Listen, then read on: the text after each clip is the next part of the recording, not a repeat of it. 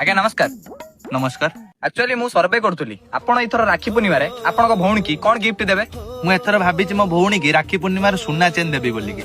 ସୁନା ଚେନ? ଭାବିଥିଲି ଦେବି ବୋଲି, କିନ୍ତୁ ଏବେ ଆଉ ଦେବିନି। କଣ ପାଇଁ?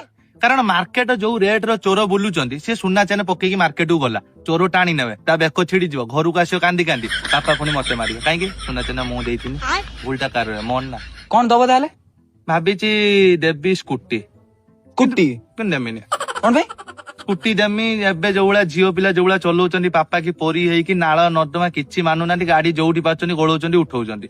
କୋଉଠି ପଡି ପାଡି ଯିବ, ଗୋଡ ହାତ ଛିଡିଯିବ, ମୋ ଦେଇକି କଷ୍ଟ ମୁଁ ସହିପାରିବି? ମୋ ଦେଇ ମାନେ ଆଖିର ଲୁହ ଦେଇପାରିବିନି। ସ୍କୁଟି ଦବନି, ସୁନା ଚେନ ଦବନି, ତାହେଲେ ଦବ କଣ କହୁନ? ମୁଁ ଭାବିଛି ଆଇଫୋନ ଦେବି, ଆଇଫୋନ? କିନ୍ତୁ ଦେବିନି। ପୁଣି କଣ ହେଲା? ଆଇଫୋନ ତ ଭଲ ଦଉନ। ନା ଦେଇଥାନ୍ତି ଯାହା ଭାବୁଥିଲି। ଏବେ ଯୋଉ ଛପିରିଗିରି କରୁଛନ୍ତି, ରିଲ୍ସ ଫିଲ୍ସ କରୁଛନ୍ତି, ମୁଁ ଚାହେଁ ନା ମୋ ଭଉଣୀ ଛପିରି ହଉ ବୋଲି, ସେଥିପାଇଁ ମୁଁ ଦେବିନି। ଆଇଫୋନ ଫାଇଫୋନ କିଛି ଦେବିନି, କ୍ୟାନ୍ସଲ। ଆରେ ଫାଇନାଲି କହୁନ କୋଉଟା ଦବ?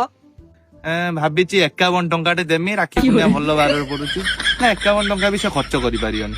11 ଟଙ୍କାଟେ ଦେମି, ଆଉ ଟୁମି ଆଉ ପଲ୍ସ ଚକୋଲେଟ ମିଶେଇକି 5-6ଟା ତା ଥାଳିରେ ପକେଇଦେବି ଆଉ। अरे वाह गुड आइडिया।